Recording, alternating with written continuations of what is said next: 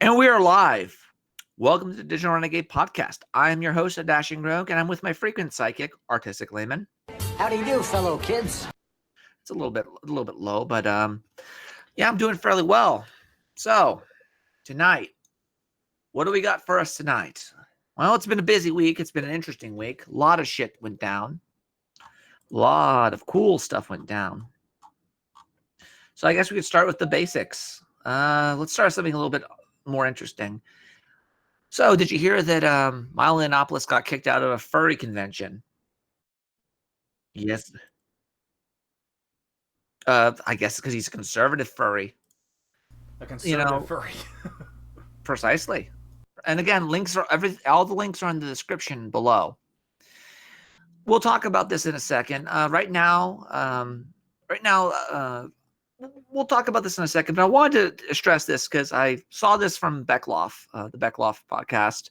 He was talking about, I believe it was a documentary, evangelical documentary called, I believe, Age of Deception, I believe. Was it Age of Deception? It was some evangelical documentary from the 80s talking about how He-Man and how all these different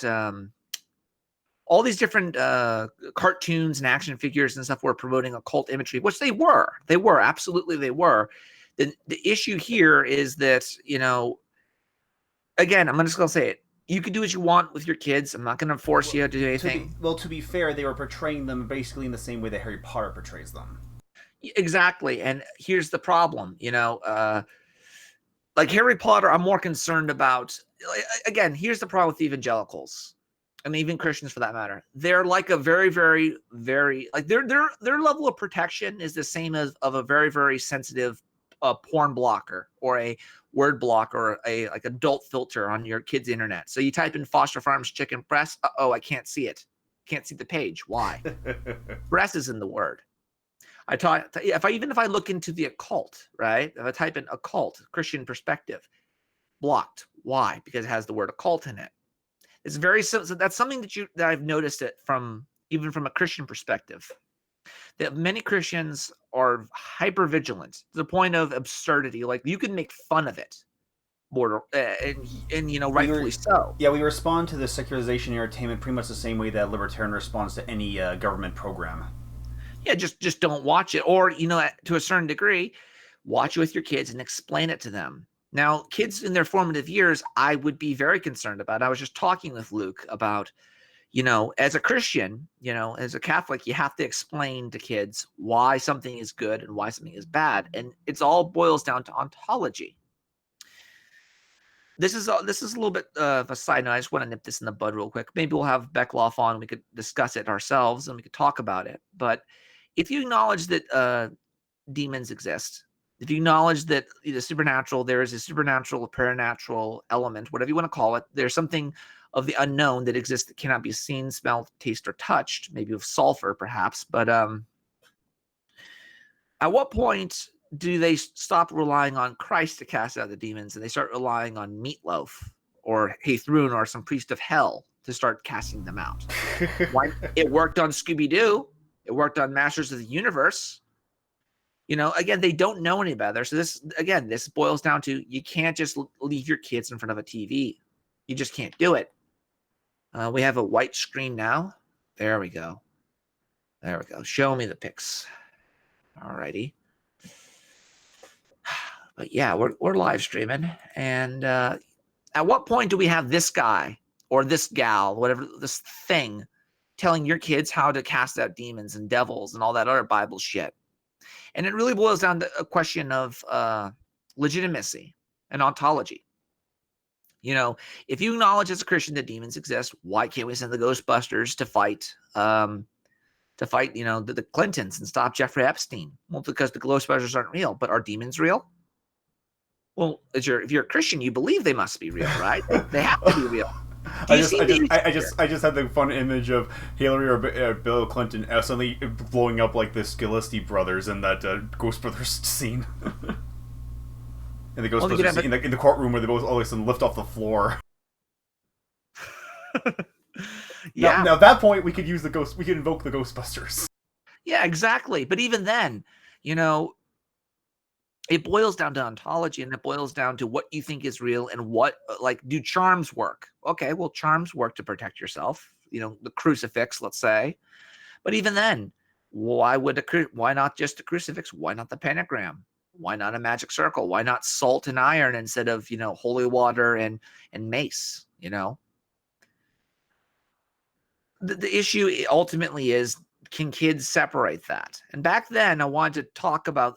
We're gonna get to the main show, but I wanted to really stress this because my mom, she acted upon these notions, these crazy notions back in the day, and it really got me was when they started talking about how Skeletor's his hammer or his staff was a Normac. It was designed to kill doves back in the day. Without separate the iconography of Christianity with doves and the ram being a goat, a satanic symbol, whatever. You don't know if that's what it means. And this is like the equivalent of saying the cross is a hate symbol because it's linked to the Ku Klux Klan burning crosses. You cannot focus on the symbol. Look at the intent behind it, not the symbolism. Don't go, again, like I said, they're like the evangelicals are very similar to like a very, very aggressive porn blocker. You type in breast because you want to get Foster Farms. Oh, can't do anything. You can't view it. So how exactly oh shit. Now I see what you're doing. Stick Willie. Put that dick in thick, make it slick, and make it quick. There we go. We can call the Ghostbusters on them. But no, but in honesty, it boils down to what your kids are viewing, how they're portraying it, and how they see things in their formative years. If they believe that they could, summon the devil to defeat the forces of darkness, then why would they go to Christ? Why would they go to Christianity? Why would they do that? And again, this all can be avoided if you be a good parent and show your kids what is real, what is not. Justin Lee, welcome to the chat. Why not be a Fruit Loop that coexists with a coexistless? Exactly. Why not, use was it frankincense and myrrh or sage to get rid of the demons? Again, there's a historical precedent. It's all about ontology. It's about the legitimacy of these beings. So the reason I brought this up and I was getting distracted is my mom acted on these notions. And to a certain degree, this was all done in the 1980s. Now, I want to bring this up because I linked this to you. It's not in the description, but I wanted to read this off to you because keep in mind, you have to remember this was made in the 80s, around the time of, even then, even that symbolism right there. Do you know what those are, Luke? Dice? Yes, but do you know what they're modeled after? Diamonds, cubes. Close. They are the Platonic solids, and there's a whole occult symbolism behind the Platonic solids. The dodecahedron, which I would have been killed if I said in ancient Greece if I said that word. The cube. You got yourself all of the solids that exist, and again, they're all of the Platonic solids. I think the thing that defines them is they're even on all sides. I think except for the D8, I believe. They're all Platonic solids. So you can go anywhere and they all fit on the same side. So a square is equal on one side as a the pyramid is equal on one side. So all sides are equal. They all line up together. There is an occult significance to them. I think like the square is fire, the cube is earth, and I think it's like the dodecahedron's water or spirit or something like that. But there is a significance. Now but again, when you have the Christian who's basic level of, oh, this is evil because the pastor says so, never asking why it's evil, what origin it comes from. And then you miscategorize stuff as satanic when really it's pagan or Wiccan, or it's just bad Gnostic shit, Gnostic juju, or even rightfully so juju. You're gonna give people a bad name. You're giving false positives. But the real reason I want to bring this up is because in the 1980s, in the early 1980s, Complaints about the violence and gore in films such as Indiana Jones and the Temple of Doom and Gremlins, which received PG ratings, refocused attention on films seen by small children and preteens. According to author Philippa Antunes, this revealed the conundrum of a film that could be recommended for all children, but also could be repugnant for all children uniformly, leading to a speculation that the rating system, speculation of the rating systems, or skepticism of the rating system's scope. In particular, PG classification no longer matched a notion of childhood most parents in America could agree upon. Steven Spielberg, director of Temple of Doom and executive producer of Gremlins, suggested a new intermediate rating, PG, between PG and R, the PG-13 rating. And this is happening in 1980s, around the same time that, Red Dawn, Gremlins. Keep in mind, if you look at the original Star Wars films, they were PG. They had people shooting each other with lasers and guns. That's violence. People like Luke loses a fucking hand. I think it's Indiana Jones, and I think the first Raiders. They have people having their face melted off back then. That was PG rating. And I don't think it's G, I think it's PG. So things like He-Man and the Masters of the Universe nowadays would be rated Y7 on TV. Back then it was G. So there was a legitimate issue back then when it comes to rating certain things certain ways and classifying it. Even today, there's a whole documentary, I believe it was like, this film is not yet rated, I believe. This film was not yet rated. It was a documentary talking about how the Motion Picture Association of America is basically corrupt. Well, they'll have double standards for like sex, but not like gore. There'll be certain classification of gore that's acceptable and what have you. Yeah, that's all PG. That's all PG right there, ladies and gentlemen.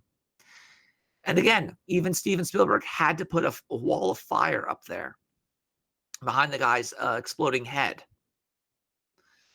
for it to be considered to get the PG rating, So this is a argument that happened at that time. It had to happen at the time. Yeah, D&D dice, the D20 dice were. Look up the platonic solids, Justin Lee. Look up the difference between. Look them up sometime. They're really good. Luke, pull up platonic solids, please, if you can. We'll put it on the screen. Actually, put the platonic solids side by side with the dice, and you'll see exactly how you can sort of see them as a divination, because it could be seen as divination. You're casting lots, so to speak, to a certain degree. And again, you're just using rhetoric, even though it's not necessarily true. See, this is the platonic solids, and these are the dice. You see the difference? They're the same thing. We got yourself your D20. You got yourself your D10. I think it's D12, I believe. I can't see the whole thing because my freaking screen. Give me 1 second. You got yourself your triangle. You got yourself your square. You got yourself your D8, your D12, and your D10. And that's pretty much it. You could show, and you could see this, and if you're a Christian who's hypersensitive when it comes to this type of stuff, you very well could see these as, and even then, you got fire, air, earth, water, and ether. Ether is it's the fifth element, not to be mistaken with Bruce Willis or Chris Rock. But yeah, there is something there. But if you're a Christian who just wants to listen and believe whatever the church tells you instead of questioning and doing your own research, which you should be doing regardless, as a parent, you're going to have a very bad time. You're going to get lots of false positives, and whatnot. But it was a different time back then. They needed to have a new rating system. The TV, don't even get me started with the TV. There's a lot of stuff on television I would never let my kids see. Back then. And I'll give you, even today, there's a certain element of that. Paranormal. You ever seen the movie Paranorman, I think it's called? Luke? Oh, yeah, I saw that. Yeah, what can you look up what rating it is real quick? It's like PG or PG-15, I believe. Let's see. Right now, it's Paranorman.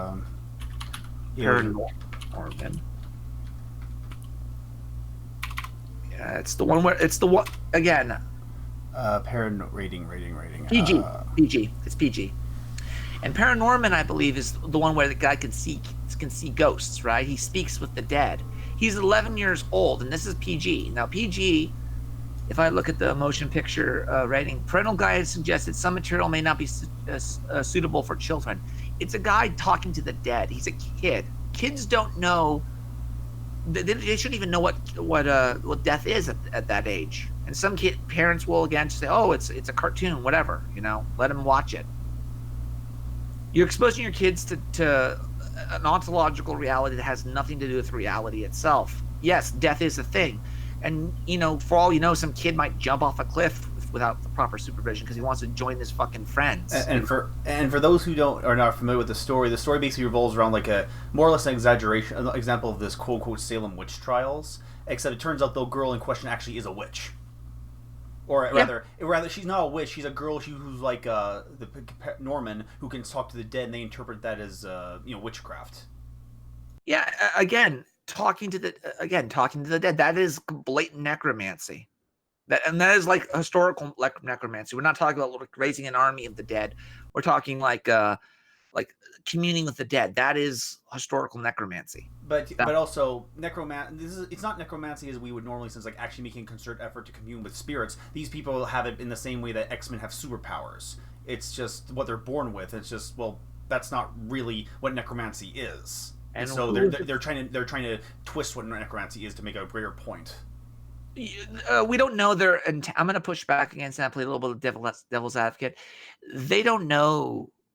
You can't tell me what they believe. And this is one of the reasons why you can't tell, again, with the whole He-Man thing. They just threw a bunch of data together, and they lost the Conan rights. So they said, oh, this looks cool. Oh, this looks cool. This is associated with evil. This is associated with good. This looks like it's something that Conan would encounter. Here you go. Throw it together. Sell it. They don't know any better. So you know better. I know better. And then even then, back then, as kids exist, as things were, this was a niche market. This was a niche market of information. The only people who would have this type of stuff who would have the knowledge about this type of occultic crap were the Satanists, the Wiccans, the pagans, the people who you don't want your kids to be around because you don't want them to think, oh, my lucky sneakers are going to be charmed and magical. And oh my God, I have a hex on me or some shit like that. You don't want their kids to deal with that type of shit, especially if they're at such a young age that they can't, they can't separate, what is real, what isn't. It's that magical thinking shit. Kids have magical thinking. And eventually they get to the point where they can't, separate reality from fantasy because, well, reasons, they're just too young. They don't know any better. But yeah, thou shalt not suffer a witch to live. Well, luckily for us, we have two options of that. Kill them or convert them. Those are two things you have a chance to do. One is legal and the other one is not. So there's that. So I guess let's move on to the next topic, because I wanted to get that out there simply because, again, it's up to you. Again, the ball's in your court. You have to be your own censor. You have to be your own person. Oh, you can play this clip. Let's hear it. Oh, wow. A lot of dead people. I mean, this is like some and even then, did the raccoon has a fucking soul or something? Like, at this point, we see the transition from... It looks like... At first, we just think he's talking to himself, but then all of a sudden it switches around right here into what's actually going on. All right. Let's see. He's seeing shit that isn't there. And even then, is it like... Do they have, dead animals in this? Oh, they do, don't they? They have some guru fucker. Get out of here. Fuck off, hippie. They have dead animals. Yeah, so then that's another ontological thing you could argue with your kids. Do animals have souls? And if so, why? Do animals have a spirit? Is there a difference between an animal and a soul? And I had a few things for fun here that I was going to post in the chat, but we'll get to it eventually. I'm going to close out the show with it because it was kind of fun. But a bird with a thing trapped around its neck. So does that mean that the animals now have an afterlife and a soul? Do you see how this basically can be constrained, and it raises too many questions that you may, as a parent, may not have the answers to in their formative years? And of course the initial answer would be, well, this is all fiction. No one's supposed to take it seriously. To which I'm inclined to ask, well, why are we even bothering to watch it? What are you trying to convey? I mean, I know this is kind of a Jordan Peterson point when he points out like why people don't, they just go to cartoons. There's cartoon on screens. Well, no, you're trying to get stories. You're trying to get narrative. You're trying to get something out of it. Yeah, and I guarantee you, like Beckloff's in the stream. Hey man, you can come in if you like. You just ask and I'll let you on. But again, I'm not saying it's not a great movie. Horror movies are great movies. Violent video games are great games. They're just for the proper demographic. And again, I'm not going to get into a debate about the Motion Picture Association of America rating something R when it should be PG-13. There's a whole movie with that Beckloff you can look up. It's a documentary called "This Film Is Not Yet Rated." It's a very good open of the corruption that's in these films. Absolute corruption and like money changing hands, trying to fuck over somebody who just wants to tell a story, whether you like the story or not, is irrelevant. A film being rated PG-13 versus being rated R is going to change the entire demographic of how you market the movie, who will have access to it, and whatnot. I mean, not Spartan, 300. That was rated R, and it deserved an R, in my opinion. A lot of sex, a lot of violence, but a lot of young teens, like myself included, we snuck in. We snuck in to watch that film, and were we gonna kill a bunch of Persians because of it, or Arab people? Probably not. But at the same time, that's just, again, you have to know your demographic, and there is a certain level of truth to it. Are you still here, Luke? And for the Beckloff, here's a little slice. Here's what Doggy Heaven amounts to in this movie. Here we are. If you don't believe in dog heaven, you could take your emotions and theology elsewhere. I'll be frank with you. I think that cat heaven exists as well, or the cat death world. Of course, the funny thing about this scene is that only Norman can see him, but the fat kid can't see him. But he's trying to pretend that he can see it. Well, even then, that's basically imaginary friend shit. And even then, how do you differentiate between imaginary friend versus? Oh God, this is fucking dark. Yeah, the dog was run over basically. This is fucking dark. Like, again, when I saw this, I'm like, they're showing this to kids. Like, again, it's the rating system. Again, use your own discretion here. You're not going to get a perfect rating system for everything, obviously. Just use your again, I'm going to continuously say that, because at the end of the day, I don't want censored. I just want people to exercise, parental discretion. That's all I'm asking. That's it. I'm pretty sure James Cameron bribed the MPAA to keep the Titanic PG-13 despite the nudity. He probably did. You may be correct about that, man. You absolutely may be correct. We got to be careful of the copyright, Luke. But luckily for us, I think we're not playing anything too... Wait, Titanic was PG-13? Yeah, Titanic was PG-13. But do you see how this, again, has violence? It has drug. I think it has. Does it have drug use? It has sex. It has one of the most romantic scenes that every fucking thought out there on Instagram quotes. They're fucking in a car. They're drawing nude. They're drawing a chick nude. But what I'm trying to get across here is it's not as simple as black and white. And back then, back in the early 80s, this was something that was talked about.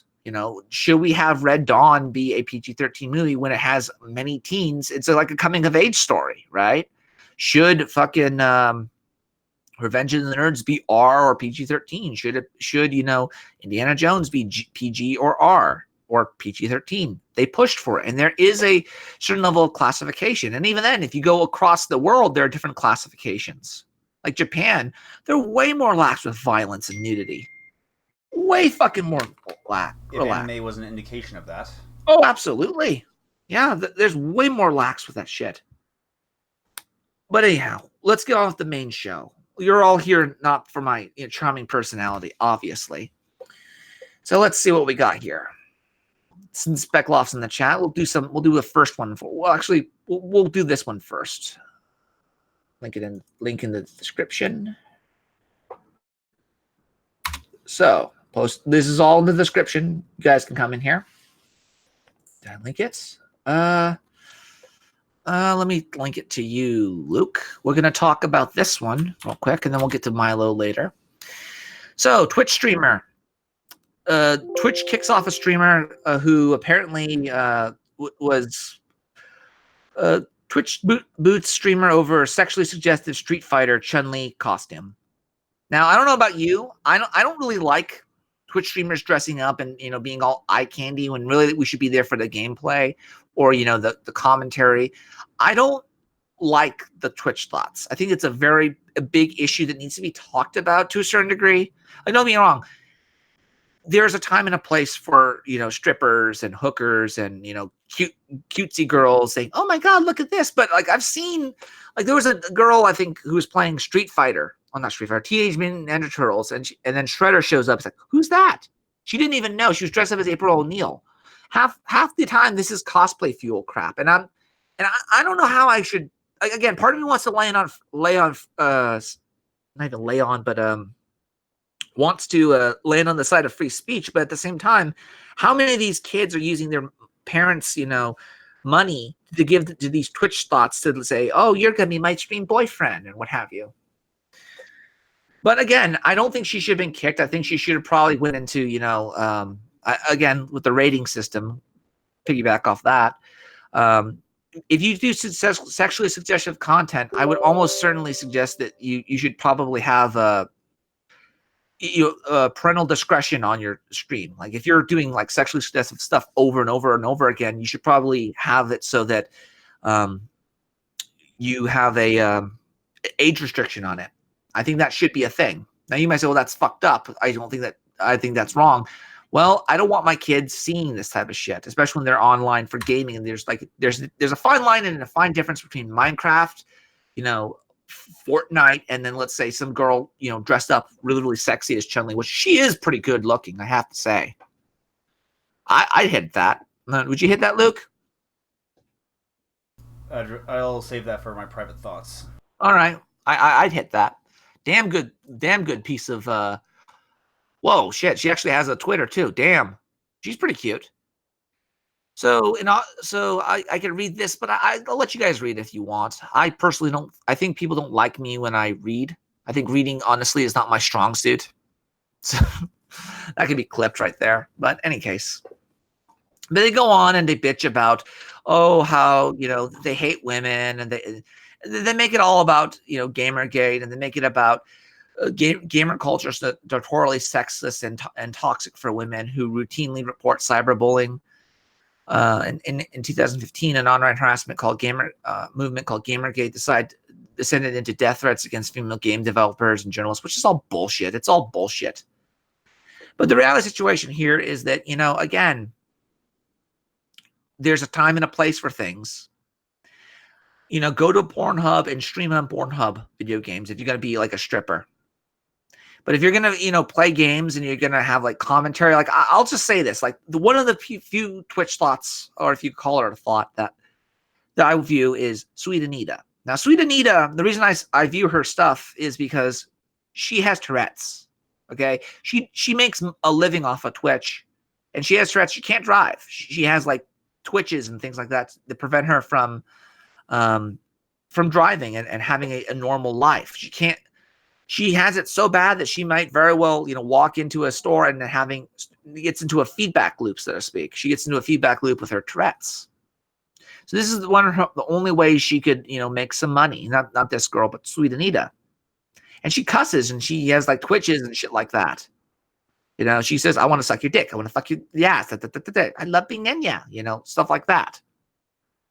So I'm okay with that. And she can be cute all she wants, but the difference here is damn well that what this person is there's a difference between playing a game and looking good for the camera and then dressing up and then deep throating a banana saying, "Hi guys, I'm being sponsored by Dole Bananas," or some shit like that. And I guarantee you now that there are gonna be people who do that now. They want to be sponsored by Dole Bananas or fucking, Fruit of the Loom or some shit. And then they deep third a fucking banana. But in any case, that's not why we're all here. I love banana. Exactly, Beckloff. What if they attack a child? I don't know who they is. Do all dogs go to hell? Oh, all dogs. Well, it varies from dog to dog. You know, every dog has his day, so to speak. But the real reason you guys are here is you guys want to talk about. We're going to be talking about this post of Milo-Yiannopoulos apparently getting kicked out of a furry convention, despite the fact you don't know why fucking Milo would go to a furry convention. After howling protests, Milo-Yiannopoulos barred from a Midwest furry convention. Link in the description, by the way. Far right troll Milo-Yiannopoulos. He is a troll. He's self-admitted that, so I'll give him that. Has his registration to a massive convention of furries. Why would he sign up for it? I don't know. He's a fag anyhow. He is gay, by the way, so I could get away with saying that. Rescinded convention for furries. Rescinded event organizers told TMP talking points memo today on Monday. Decision followed weeks of pressure from organizers of the Midwest Fur Fest. That's what it's called. It's a fur con, I guess. The annual convention hosts thousands of furries, enthusiasts who dress up in costumes and adapt animal personas. We have received a number of mentions and support tickets today. We assure all attendees that your safety is of the utmost importance and is not being ignored. We are investigating all concerns being relayed to us. What do they think Milo's gonna do? I don't know. He did bathe in blood at one point. And, you're mixing furries with pig that blood. type of shit. No, with all due respect, again, these are the same people who I think they would throw like diapers and shit like that. Like you can see some of the weird shit furries do. All right. They're some of the most weirdest fuck. Like, the only redeeming quality I've seen out of the furry community, if you can even call it that, is the birth of QQ. Is it QQ is the same guy as this little Fuka persona guy who he had a really good points about the ability for games to manipulate people and like condition people a certain way. He was a big into the Gamergate thing. Davis Arini had him on a couple. He didn't have him on. He mentioned him a couple times. I introduced him, I think, at some point. But the Fuka QQ, he's a good guy. He's a little bit weird, sure, and there's a lot of weird stuff I've seen on his Twitter, but he's okay. But the real thing that's redeemable, and I would say about the furries, is their music. Their music, their electronic music, is actually pretty listenable. I like it. I don't know if this is official, but this is supposedly Milo's persona. Is he a lemur? Like, what the fuck is that? Guess so. But you couldn't tell without the t-shirt and the glasses or the hair. Yeah, the hair was the first dead giveaway for me. But even then, like, oh god, like, why Milo? Why do you like? Is he?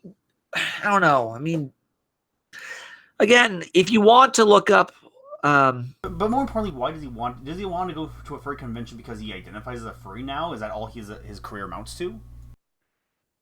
I feel like Mike Asimov says, I feel like the inspiring philosophy would be down your alley. Inspiring philosophy would be down your alley. Oh yeah, I like that. It's good stuff.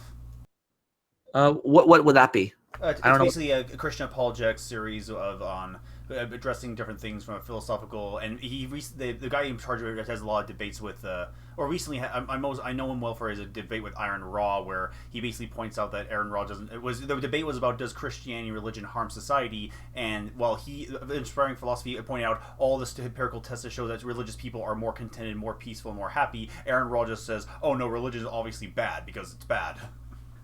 Yeah, religion is, like, again, religare. It means to tie, to bind, to hold you back. And what is your definition of religion? I mean, atheism is considered a religion. I mean, now I'm not saying atheists are religious. Don't tell Aaron Raw that. No, I'm going to tell him that because if you look at the etymology of the word religion, religare, it's the same thing as regulation. You're regulating your behavior based on certain immaterial values and notions that don't exist empirically in the real world. There is no such thing as a molecule of mercy or an ounce of justice. And that's his argument. He says there is no scientific evidence for God, therefore God cannot exist. But of course, he'll never apply that to anything he believes in. Yeah, there's no such thing as justice. There's no such thing as laws. They don't exist. Even laws of gravity don't exist.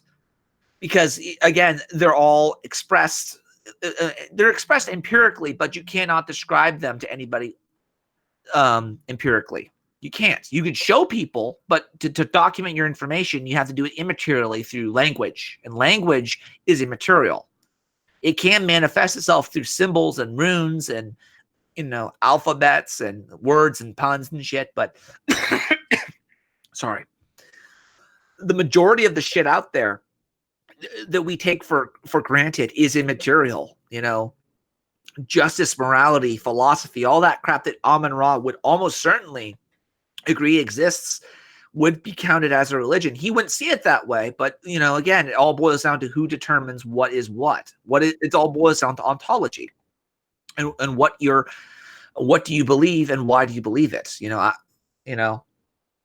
They're unprovable. Exactly, they're an act of faith. This is why I'm big into the whole Kierkegaard thing. I'm an angsty German Spaniard, but at the end of the day, I'm probably more angsty than those fucking Danes. Danish guys like Søren Kierkegaard are so fucking angsty. Like, holy shit. But yeah, why would Milo do that? I have no idea, but we're going to move on. So I wanted you to play this clip because we talked about 4th generation warfare before, and we're going to link in the description. You guys can follow along as I put them in the chat. But this is something I wanted to address, and I'm going to type it in: 4th generational warfare. I should probably put this in the link in the description because technically this counts as under 4th generation warfare. We will play it play it for me link. But elements of 4th generation warfare as defined as conflicts which involve the following elements: complex and long-term terrorism as a tactic, non-national, transnational base, highly decentralized, Antifa, direct attack on the enemy's culture, including genocidal acts against citizens, highly sophisticated psychological warfare, propaganda, especially through media manipulation, internet trolls, bots, and lawfare. We're going to be focusing on the lawfare aspect because this shit right here, I've thought about doing it before. I've thought about using it, and I thought about, this could be used as a weapon to beat someone over the head with. But just play it. Today we have with us on the program frequent guest Heather Hobbs, a speaker with the No Exceptions pro-life organization Save the One. Now, Heather, normally when we have you on the program, you're commenting about news in relation to the pro-life situation across the country. Yep. But today you are the subject of the news, are you not? I am, Christian.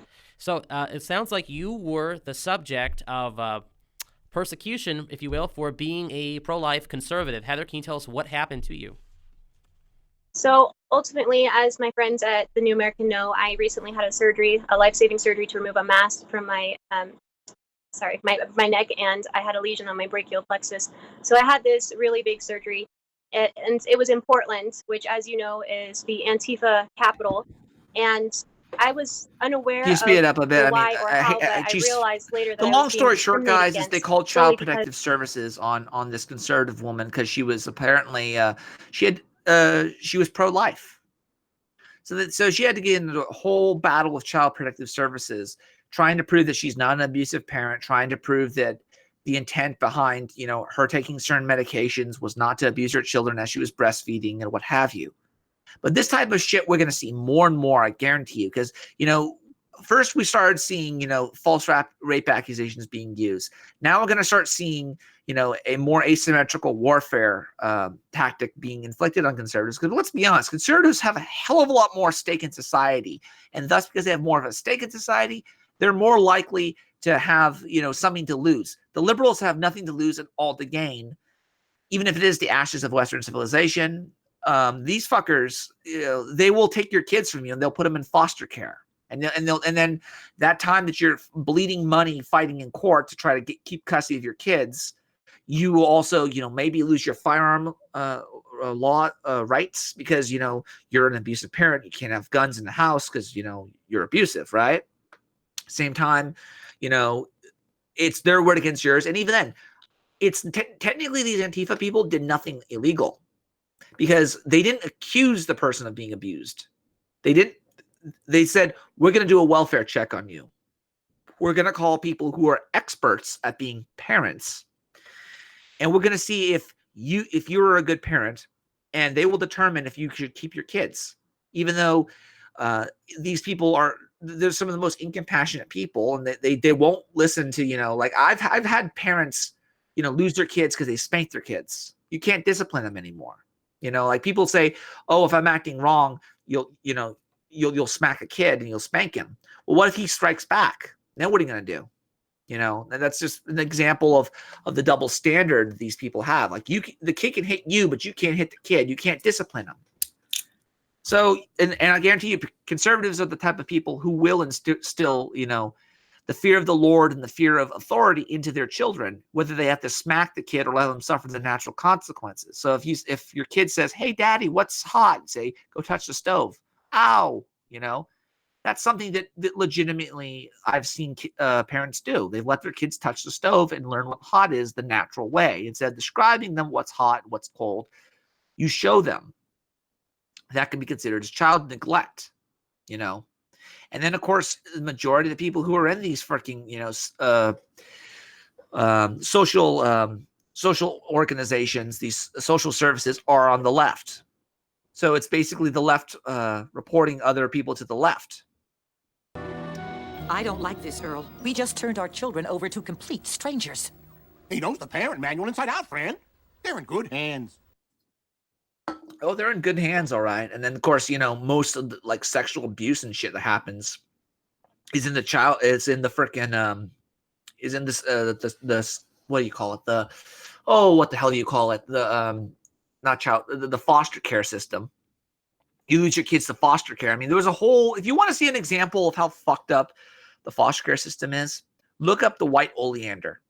It's a feminist. I think it's feminist. I don't even know if you call it feminist or not, but it's basically about this this young girl who goes through the foster care system because her mother kills her boyfriend or father by putting oleander juice in milk, and she poisons her husband or what have you, and she loses custody of their kids and what she goes through.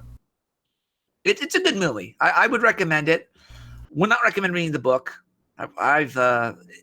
It's okay. All right. It's you're gonna want to watch it in the dark room because it's not something guys watch. Let's just say it's kind of a chick flick, like a chick rom-com without the rom. If that makes any sense. That last audio clip I played is from the TV series Dinosaurs, and the funny thing is that the expert loses his temper and pulls a gun on the kids. Oh, jeez. Of course, it has a funny line. Let's see if I can play the line here properly. Maybe if you had experience as a real parent, you'd know how to handle children without pulling a gun. Not that I would consider that myself. Oh, jeez. That sucks. But like I said, ladies and gentlemen, like the stream says, we broke him. We broke him finally. Jordan Peterson enters rehab after his wife's cancer diagnosis. Now, Tay Spaghetti, you know, Vox Day of the Vox Populi, the Dark Lord himself, and Owen the Bears. They're claiming this as a victory. They're claiming that, oh, Peterson lost his mind. He was going to end up in a mental asylum. He's not in a mental asylum or rehab because of meth. That's not the reason he's there. He's there because he was on benzo withdrawal. Article, I will link the article in a second. 1 second. Again, articles in the description for those who don't want to follow along in chat. Jordan Peterson enters rehab after wife's cancer diagnosis. So apparently this woman, his wife, was having issues with cancer. And she was, how should you say it? She was going through surgery, and there was a lot of stress. And so he took benzodiazepines. I think he was taking Clonidine, I believe. This is not him being on meth, but I will say this. Ritalin and certain other anti-psych meds are like 1 or 2 chemicals away. Like, I don't even know what you call them. Like, I guess a few changes and you could have methamphetamines. So I think, so when his daughter says, oh, we wanted to come out and be open with it, right? We wanted to be open with the public before they start saying, oh, this is meth, this is not meth. Play the clip. Just play the clip and we'll let them say it and speed it up. We don't have all night. There we go. Hi, everybody. Welcome to my YouTube channel. My name is Michaela Peterson. So I have a family update. We figured the public has been so involved in our lives in the last 2 years that we should keep people updated. I don't think we hear We also anything. try and be as honest as possible because there's no other way to live. I'll give you guys a bit of a background. Mom was diagnosed with terminal cancer, collecting duct at the end of April. It was unbearable. I didn't sleep for 2 days when we found out. Mom and Dad walked around in a stupor. I've never experienced anything like that amount of stress before. I didn't get my period this summer until we found out Mom's going to be okay. Thank goodness. So after that terminal diagnosis, she had a total kidney removal. And then there was a surgical complication, a 1 in 20,000 surgical complication. They nicked lymph ducts and lymph fluid started filling up her abdomen. Nobody knew what was going on. She almost died a number of times. Our family doctor put Dad on antidepressants. And as I was saying before, again, Luke, it's not meth. This stuff is close to meth, and there's a reason why you should not go on benzos. In fact, speaking of the sex skeptics in Amun Ra, there is a character who I linked in the description after this. His name is, let's see if I have it here, Miroku Media. Miroku Media, I think. Miroku Media. I'll link it in the description again. All the stuff's here. He's a guy who I've always considered as a older version of Razor Fist. He's the older, more articulated version, slower version of Razor Fist. And he talks about benzos and benzo withdrawal. He talks about how bad it is. Because again, they give you like, he talks about PTSD and how he would describe it. And what it really is that it's your fight or flight mechanism going off. Like if you were in a savannah and you see a lion, right? He describes it as, again, he doesn't make any YouTube videos anymore, but he describes it as people, your fight or flight mechanism is that of, let's say, an animal running from a tiger or a jackal or something like that. And there is no danger, though. So you get the same reaction, but there's no danger. So for him, it was the door opening sign on the subway or the public transit. Don't know why, don't know how it got there, but that was the thing that triggered him. So he took benzos. Now, benzos, they slow everything down. People get to the point where they can't, they have to take more and more and more to get the same effect. Yet when they stop taking them, they get off, they have a huge withdrawal. Like everything just slows the fuck down, I was on benzos before, like a lot of young millennials were. A lot of us were on Adderall, Ritalin, and all this shit. I mean, it was a fucking, cliche that a lot of kids were on, drugged up, like they were treated like defective girls. So they had to be fixed with medication because you can't just be yourself. You can't just be who you are. I could use a benzo right now. I should be asleep. You're not going to want to take a benzo, Justin. You're not going to want to do that. That's a dumb move because you're going to have a hangover worse than you would if you just drank yourself to sleep. But yeah, I mean, it's pretty bad. I mean, benzos have an effect on people. They have an effect on people. They have an effect on your psyche. They suppress your ability to think. They suppress your ability to have, when I was on, let's say, Haldol, for instance, and Haldol is a very, very bad psych medication. I could not, for the life of me, I couldn't run. I lost my ability to have instincts, like my ability to fight or flee. It was done. I felt like a cat without any freaking whiskers. There was no instinct to me anymore. I had to tell myself, run, go over there. I lost, the ability to be instinctual and to have quick reflexes. That wasn't there for me anymore. So yeah, benzos are just absolutely. There's something, again, and keep in mind, he's on a weird fucking diet, all right? He's on a fucking, like, the meat eater diet. So it may have had even worse effects on him because of his fucking dietary decisions, right? We all know that, if you combine, like, energy drinks, sugar, and, meth, let's say, or fucking, let's say Ritalin, it may counteract the drugs. It may counteract the effect. Like, they tell you don't take alcohol with, certain medication. It could have very well had an adverse effect on him, like to the point where it may have amplified or nullified the effect. So he had to take more and more and more, and he got the hangover. He didn't get the high or the effect, the needed effect, but he still got the hangover and the withdrawal symptoms.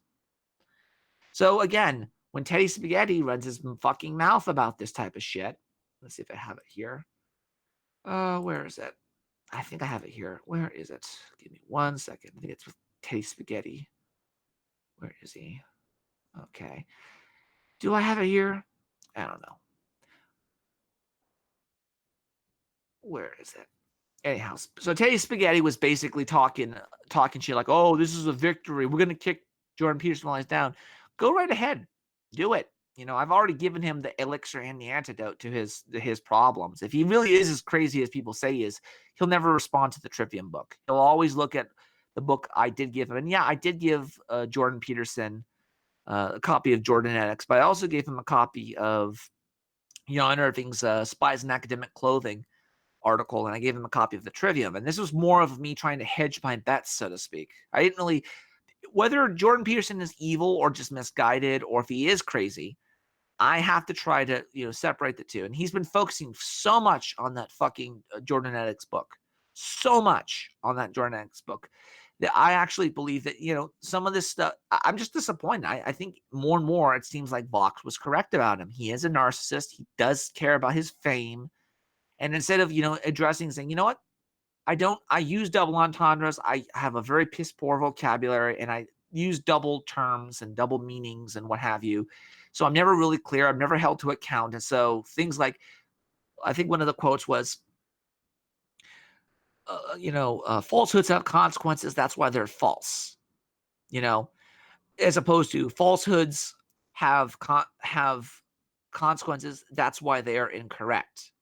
Or everything has consequences, and that's why, again, like even then, I'm trying to freaking wrap my head around his fucking his mumbo jumbo.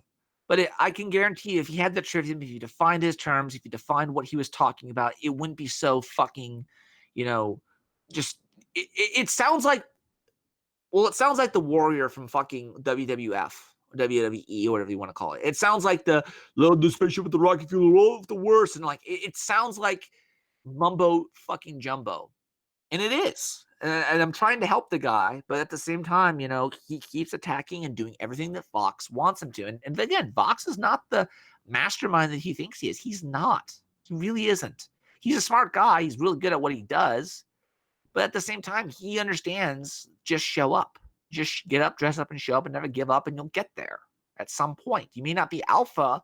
You may not be Chad Thundercuck, but you definitely will be, you'll definitely get there,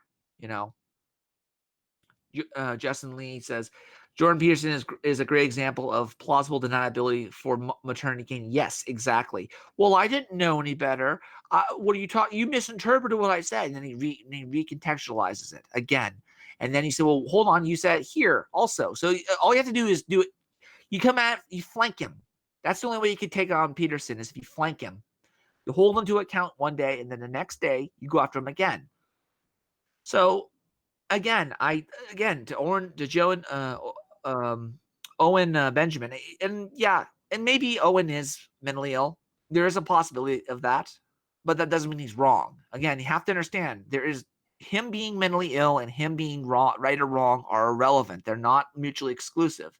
The truthicity, a concept given to us by the Ultimate Warrior. Yes, Beckloff, absolutely correct.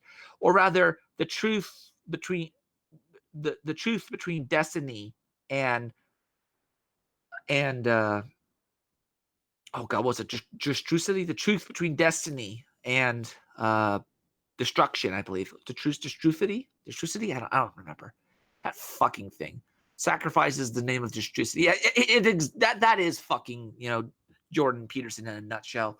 Just the world's worst fucking batshit insane crap I've ever seen. And I can remember he had like I think it was on Vox's stream, they talked about an interview that Peterson supposedly was in, where he was doing some sort of automatic writing, and he saw a cross, like he drew somebody on a cross, and it was like really satanic and shit. Like, I'm gonna find that some point or another. But again, Peterson, he needs help. If he's going around helping Camille Paglia, who's openly and has a huge documented history of, shilling for fucking Nambla and, child pedophilia and child pornography laws and shit like that, and abolishment of that crap. There's something wrong going on here. I don't think, I think that at the end of the day, Peterson is just a fucking dumb new ager. That's what I think it is. I don't think he's anything smarter than that. Although there are ties to him in LSD and Tim Leary. He did take Tim Leary's place at, I think, the college that he was supposedly studying at. And that's where, I brought in Jan Irving's work, which was basically explaining to people how, the article, I'll have to have Jan on at some time, because I've been wanting to interview him about the MK Ultra stuff at some point in time. But essentially what it is that the article I was giving him was called Spies in Academic Clothing, and it was talking about how academics would source each other, and they get into a sort of feedback loop, and they would never let anyone else in, and they would keep saying, well, this guy says so-and-so, and then he cites another guy and another guy, and no one ever checks it, and one's none the wiser, and they just get to push the agenda of pushing LSD and pushing all these drugs and shit like that, which I'll tell you guys one commandment I have, which again, this is an order. Do not do LSD or any psychedelics. It's one thing to do weed, and it's one thing to do alcohol. It's one thing to do, I don't know, something, caffeine or what have you, benzos even to a certain degree. But stay away from psychedelics. They're poison for your mind, and they put you in a hyper-suggestible state. Don't do them. Anyhow, moving on. So, let's see what else we have here. Oh, yes. All right. I have a poll for those of you who are in the audience. I said I was going to do a dating sim for the longest time, and people wanted me to do a dating sim. They wanted me to do a dating sim. They wanted me to they wanted me to do a dating sim, like an anime sort of dating sim. I chose Catherine. Now, I chose Catherine for two reasons. One, I thought it was a dating sim. It technically was, but it technically wasn't. It was more of a puzzle game than it was, dating sim aesthetics, if that makes any sense. Second reason I chose that game specifically was because I didn't want to have to go. I wanted to be able to live stream it. People see my reactions in real time, because I'm not a big fan of dating sims. I don't like them. But I will play them because it's sort of like a Mystery Science Theater 3000, sort of like, oh, what is he going to do this time? You get a real reaction, because I'm not a big weeb. Most of the anime I watch is it's based on stories that it wouldn't matter if it was anime or if it was live action or Western. It's just good, and it's just a good story. That's all I care about, right? And no, it's not full body. It's Catherine, the classic, if that makes sense, because we don't have the Blair White impersonator. And that pink-haired chick, the bubblegum pink-haired chick, the SJW-looking chick, that's a soy boy. That's a man. It's not a woman. It's a man, baby. Yeah, that's the one. That's the one that I like. The other one, you actually get to have a gay alien love interest in the new one, which, yes, I said that. I will repeat that for those of you. Actually, you can go play it back if you want. Gay alien love interest. So, it exists. I'm not going to play it. I might pick it up if it's DLC, but I'm not going to buy the same fucking game over again. It was a bitch to stream, but I guess what I'm trying to get across here is that you guys wanted to see me play a dating sim, and a lot of you may have subscribed for that. Well, guess what? I'm going to play dating sims.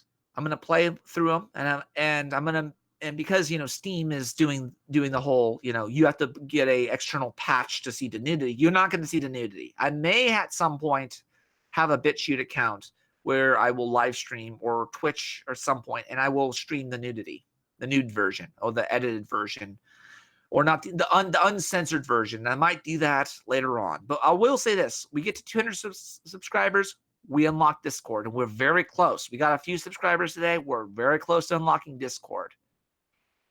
So that being said, I have a few lists of dating sims, and they'll continue until I want to say Wednesday this week. And you guys will choose which ones I get to play and which ones I don't get to play. I have the Handful Boyfriend, Super Seducer, Panzer Model, the Tank Dating Simulator, Mutiny, and Mirror. I'll let you guys subscribe. We'll cut off the voting at on the Wednesday. I'll play it on Friday, and that's pretty much that for that update.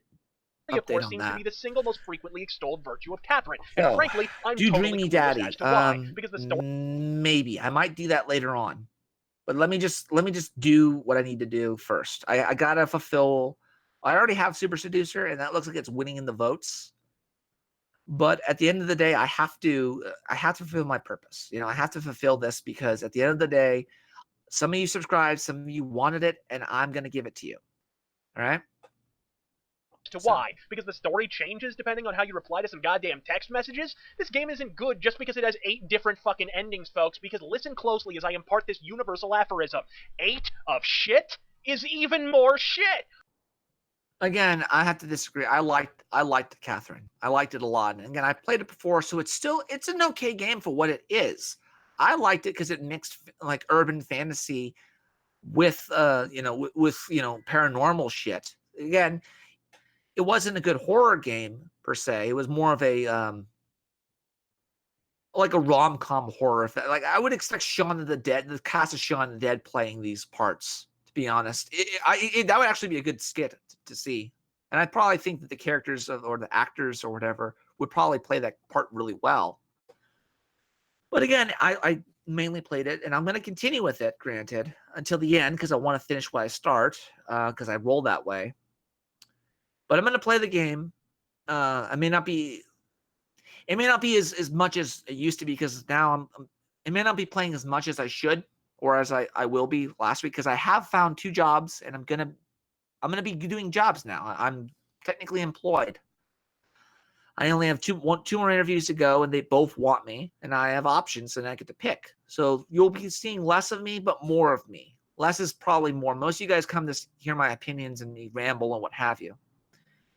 Are you going to play a different game, different dating sim? Yes, I am. You can vote for the ones that are in the straw poll. The straw poll ends on Wednesday, so you get to choose. Okay, I'm a man of my word. I didn't want to disappoint you.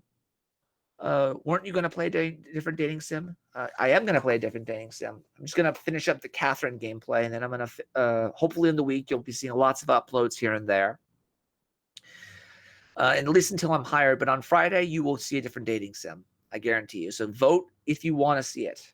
If you want to see what I want to play, vote and subscribe. Again, I don't want to be a liar. I don't want to just say flagrant shit to get fucking clicks and views. I want to, be honest with you. And hopefully when you guys see me react to, I guess it's the Panzer tank people or the Hatoful boyfriend, which is you date pigeons essentially. Super Seducer is like a training sim for how to pick up chicks. It's supposed to be more serious, I guess, like a more educational thing. It's last time I checked, it is winning. So if you want me to teach you the ways of game, and my extension myself, you could pick that one. And there's also the Pans, like it's like a World War II dating sim where you date tanks, I believe. And then of course I might do. I vote Dream Daddy. Beckloff says I might do Dream Daddy next. Although I will say this: if it's again, the biggest problem for me is censorship. If I could get past censorship, if YouTube doesn't fuck with me to the point where like I'm, like I don't even know if Dream Daddy is it like a I want to say a porno game. Like am I dating like young girls? Like I don't even know anything about it. If I go into it blind and I fucking if it turns out it's like I'm a pederast trying to get with like little girls or shit, I'm gonna be a little bit. I may not stream it. I might have to play a little bit of it just to see if there is any fucking. Yeah. I don't know. I mean, I don't know. The guy, the bearded guy looks okay, but anybody else, I don't know. I mean, is that like a reverse version of it? Like, is that like instead of the male protagonist, you getting all the chicks, now I have to get daddies? Yep. Oh, okay. Well, then, I mean, someone made a parody with female versions. If you can find it. Okay, there's a Well, I mean, is it really a parody if it's the proper parody image? Not they wouldn't make another game for it. Dream Daddy is a gay dating sim. All right, well, as long as it's censored, I'll play it. I'll play it, and again, I'll get it set up for you guys, and we'll eventually play through it. But here's something that I wanted to. This is some fun theology stuff I said we're gonna do. Link in the description under the fun stuff. Here we go. Confirm it, and I want you to play this. This was from let's just say a Orthodox let's just say an Orthodox controlled opposition guy. He might be controlled opposition. I think he's more of a Duganist guy, Dimebag Dyer. This is something that he posted on his channel. I sort of watch his channel. I like his channel. There are certain things I agree with. There are certain things that I just absolutely just no. This is one of them. This is a post I cannot believe he actually printed out. All right. And this is either got to be either willful, blissful ignorance, or this is basically, like this is the type of shit that people laugh at evangelicals, but this will be the shit that you laugh at fucking, Catholics or in this case, Orthodox. I blocked out his name so that way people don't fuck with him. But at the same time, why the, again, I'm not going to, he could always deny it. And he knows deep down, if he does deny it, whatever, he delete it. I don't really care. It's more the arguments that I'm interested in. So 1, the natural world shows death in predators and prey. The predator and prey, the predator/prey/death relationship is not natural, but it is a result of the fall. Thus, the natural world cannot be interpreted correctly without revelation, the doctrine of the fall. Therefore, natural theology is false. Show less. No. No, and no, because God created all of the creatures of the world. He created the lions, he created the tigers, he created the bears, he created the omais, he created the fucking wolves. I mean, this is the type of shit, and we could play this clip along with it. I wanted to link this as well. When you have The Simpsons explain, do like a parody of the fucking of the fall of man, and it makes more sense, and it aligns with this particular argument right here. You could play it in a link in the description for those you don't know. I believe it is at, let me see, give me 1 second. It is at, I believe, 3 minutes and 52 seconds. Give me 1 second to find it. It is at, not 3 minutes, it is at, let's see, it's at 0.55. Play it, Luke. Keep in mind, there is no predator-prey relationship. And play it. Just play the whole clip.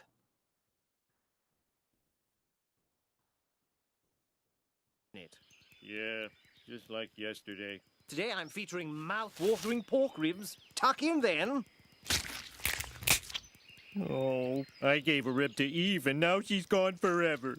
There is no death. And still standing. Well, there is no death, right? So, again, are we talking about death in like the human sense? And yeah, I agree with you. But wolves exist, dogs exist, lions exist, tigers, bears. They all exist, and what were they all vegans in the Garden of Eden?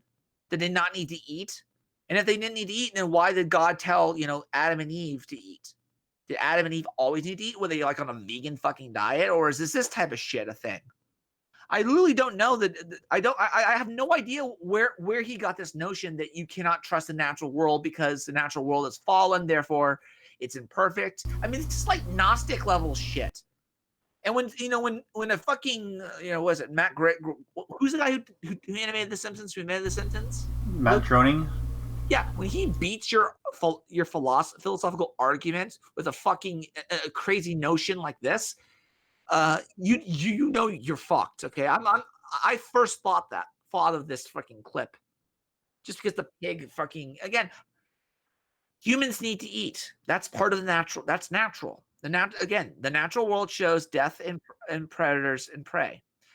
The predator-prey/death relationship is not natural, but a result of the fall. Is that an example of humans? Well, yeah, I mean, sure, but even then, I don't know if a lion would eat a human. But his objection is primarily against natural theology, which is, quote, theology or knowledge of God based on observed facts and experience apart from divine revelation.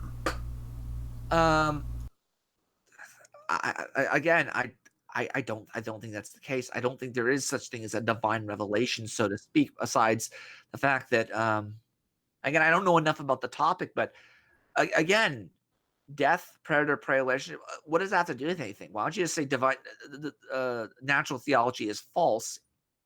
I don't see how he comes to that conclusion. I don't see it unless he's suggesting that the humans, have a predator-prey relationship as a result of the fall. Which even then, I don't know if Adam and Eve would have been hanging out with the lions and the lions would have just left them be. I don't think that's the case. Lions need to eat, and that's natural. There's no sin in the fucking. There's a reason why Beckloff is saying all dogs go to fucking heaven, man. They don't have any sin. And I don't think cats or dogs or any animal has a sin. I don't think they're sinful by nature, Although I will say there is something to be said about those shrimp. They're an abomination according to the Bible. But again, I don't. Where's he getting this notion from? I really don't understand it. And again, natural theology, you could observe the revelation through the natural world. Yes, you can. I mean, we can go to the stream where supposedly Moses hit the freaking rock, and there's a I think there's a stream there now, supposedly where the rock was hit. You could observe the Shroud of Turin, and the Shroud of Turin is a whole other topic in itself. You could see that, like, the pollen in the shroud, the little micro pollens, is consistent with trees that existed in Jerusalem at that time. The thorns and the thistles and the wounds are consistent with the thistles that are in that region at that time. The whips from the Roman, the lashing that Jesus had was consistent with the type of whip that the Roman would have used to whip people at that time. There is a way you could see revelation. You could see that natural theology can have some merit to it. It doesn't mean it's automatically false. It just means it's fallacious. And if it's fallacious, it doesn't mean it's false. Just because you use a fallacy doesn't make it false. So again, I don't get it. Do you have anything to say about this, Luke? I mean, you're more of a theologian than I am, believe it or not. Well, in regards to the question of, like, I don't really see what I mean.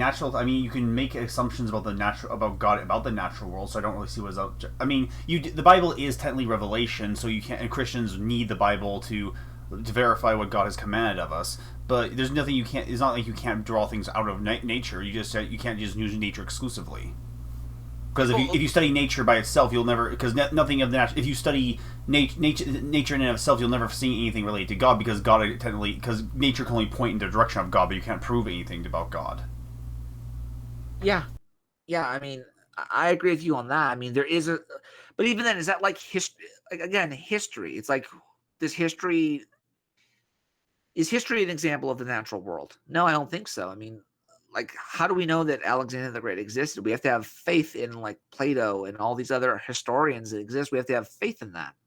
Does that mean that should be taken in the same level of revelation as, let's say, any other doctrine? No, I don't think so. So again, a lot of this boils down to faith, and now you understand why I'm more like Kierkegaard than like most other theologians out there, or existentialists, if that goes down better.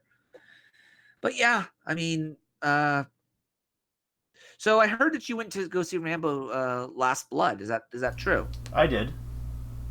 What was your thoughts on it? It wasn't nearly as, like, comparatively speaking to the last Rambo, it wasn't nearly as impressive as the last one, but it fits within the franchise, even if the last kill is kind of jumping the shark. I mean, it's a story of bitter loss and revenge, so it works on all those levels.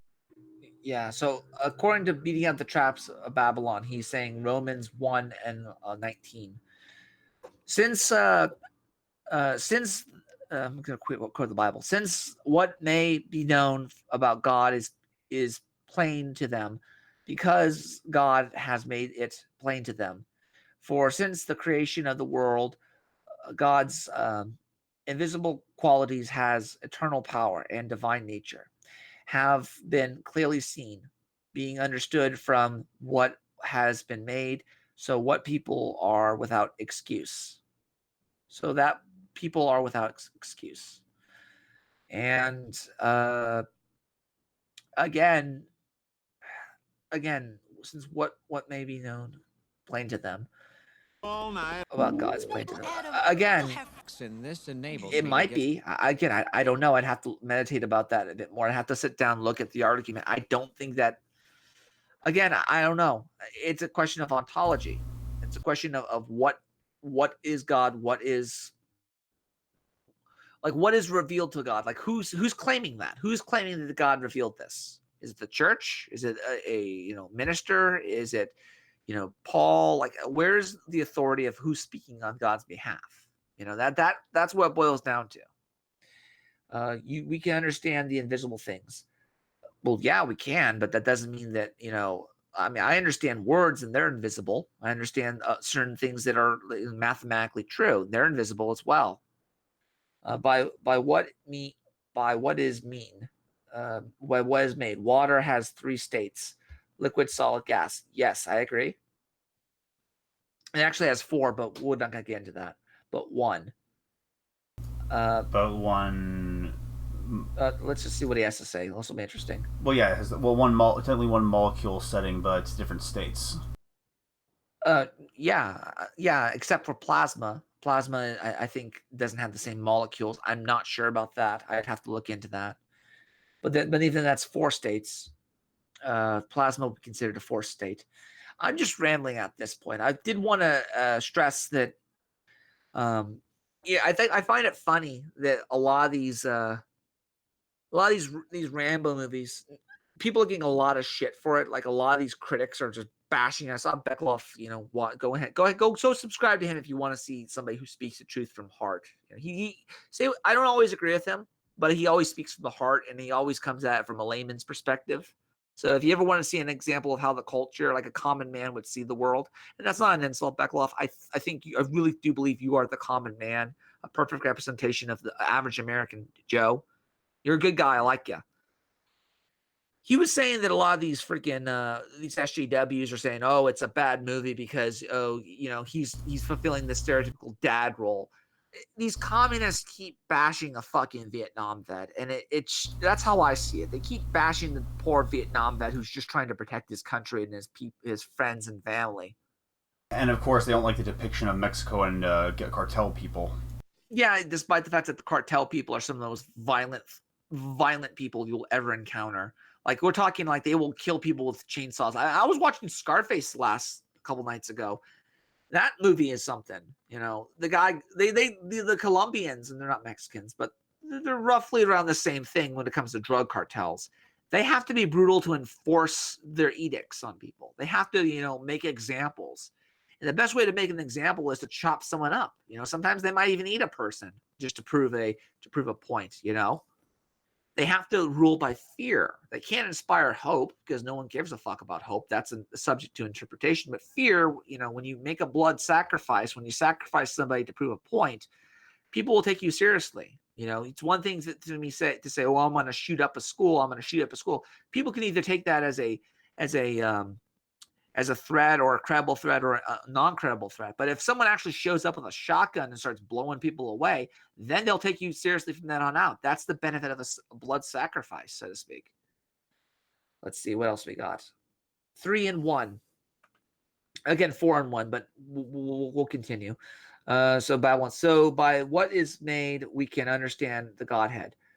Well, no, you can't use the water analogy as a good explanation of the Trinity. Well, you can't use gas. You can't use the whole solid gas and different states of matter as an example of the Trinity. Again, you just have to accept it. It's an act of faith. It's an article of faith.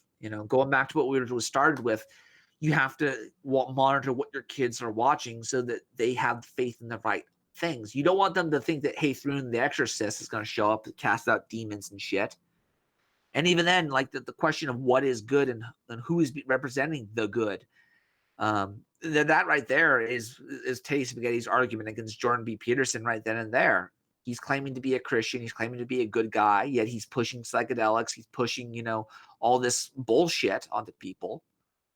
And of course, they're saying, "Oh, St. Patrick's bad analogies." Oh, okay. Let's watch this. Let's bash a little bit of the Catholics for now. Let's do some criticism. Well, it's not a criticism of Catholicism. It's just the analogy of Trinity. He's trying to use analogies for it. Well, it's St. Patrick, but let's try. Let's try it. Why not? See, 3 separate counterparts of the body, mind. Again, dude, there are 4 states of matter. I understand what you're getting at here, but there are 4 states of matter, and that was revealed to us. Okay, We actually know that there's plasma. Bible is written by man. Hold on, before we continue, I want to read this from Justin Lee.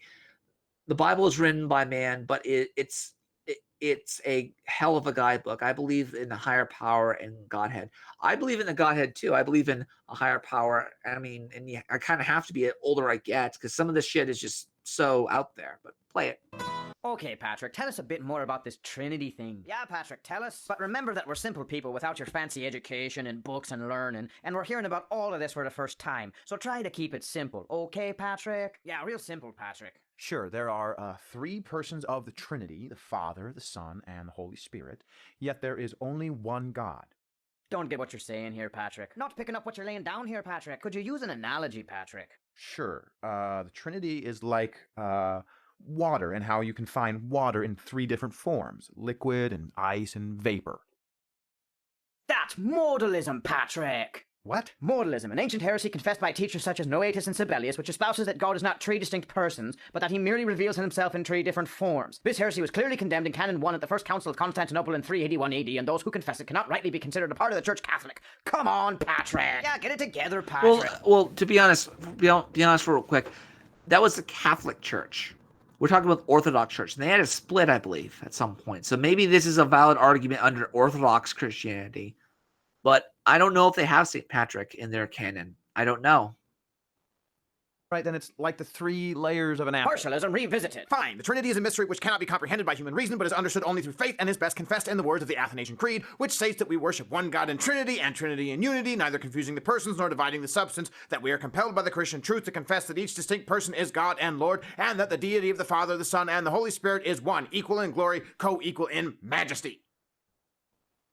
Well, why didn't you just say that, Patrick? Yeah. That's pretty good. I like that. I'm going to subscribe. What are those guys called? Lutheran Satire. I'm going to subscribe to that shit. That sounds Lutheran pretty badass. Satire, here he is. Pretty base. They have pretty good stuff.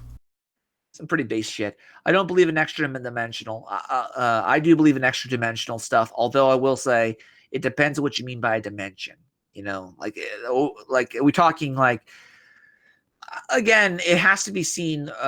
You experience the world through your 5 senses. So if you can't see it, sense it, you can't smell it, taste it, or touch it, it doesn't exist. You can't sense it. It makes you wonder, like, what is it, like a dimension exactly? Is it like another universe entirely, or what? I mean, a universe we don't have access to, but can we access to it through like some sort of energy focus or some sort of energy portal, or what? Is it like the Stargate? Like, are we gonna run into Richard D. Anderson and to Jaffa? You know, it doesn't make any sense. A lot of this. Listen, dudes, blood, water, spirit. These 3 angles are one. Father, Son, Holy Ghost. These 3 are one. What about the blood plasma? And I'm being facetious here, beating tracks out of Babylon. There's also blood plasma. I hear you on the 4. No, I'm talking about blood plasma, not talking about plasma as the state of matter, but blood plasma. And I'm being facetious here. Demons are entities, extra dimensional. Again, I've heard arguments. Again, this is something that you have to be careful with what your terminology is. You know, I've always heard demons are outside of creation because they're outside of God's, domain. They are preternatural. And I didn't learn that word until I became a Catholic. So I think we've been going for, how long have we been going for? We've been going for some time. It's an hour and a half now. I think we should end it while we're good. We got 12 viewers. We got two new subscribers. Welcome, ladies and gentlemen. We will be getting that shit done. I will I think I might start doing more and more of those hentai games simply because I don't watch that type of shit. It's not my cup of tea. And even then, as a guy who's coming into this type of field, I love anime. I love the animation. I just don't like the culture behind it. So I would probably be the best person to call out some of this bullshit, or at least, react to it. It would be interesting. But in any case, final thoughts, Luke. The only thing I can end with is the ending of the clip here. Quit beating around the bush, Patrick. Now let's all put on some giant green foam hats, get riotously drunk, and vomit in the Chicago River to celebrate our conversion. Interesting. Yeah. So yeah, be good to one another. Love each other. Be nice. This is the Digital Renegade podcast, and we are out of here. Week. Wish me luck on my job interview. Hopefully everything will be good. Alrighty. See you around, guys. And keep in mind, like it, share, and subscribe. If we get to 200, you unlock Discord. Alrighty. Out.